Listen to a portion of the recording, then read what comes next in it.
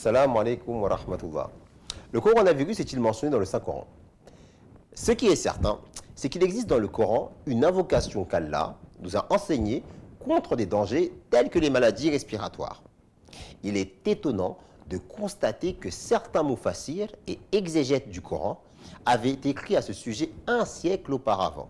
C'est le cas de Hakim Molvi Nuruddin, premier calife après le Messie premier, alayhi salam, qui décéda le 13 mars 1914. Il déclare dans son célèbre tafsir Haqa'iqul Furqan à propos de la dernière sourate du Coran, sourate An-Nas, et je cite: de plus, j'estime que cette sourate est une invocation contre les maladies comme la toux ou la tuberculose, car les médecins aujourd'hui ont démontré par la recherche que les poumons contiennent des micro-organismes que l'on nomme microbes.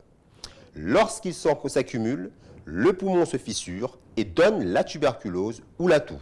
Le mot djinn peut également signifier une chose minuscule et imperceptible.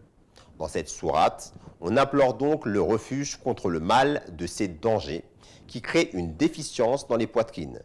Les lecteurs peuvent en faire l'expérience, mais lire uniquement cette invocation du bout des lèvres ne sert à rien. Il convient de la lire sincèrement en comprenant ses significations et qu'elle soit lue aussi bien par le malade que par celui qui le prend en charge et celui qui lui rend visite et qui s'en soucie.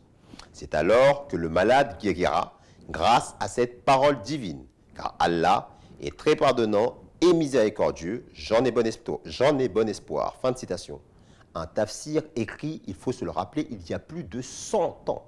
Ce qui est d'autant plus frappant, c'est qu'il affirme dans son exégèse que cette sourate concerne la fin des temps et qu'une signification de cette sourate fait allusion à la propagande qui sera insufflée dans le cœur des gens par divers moyens.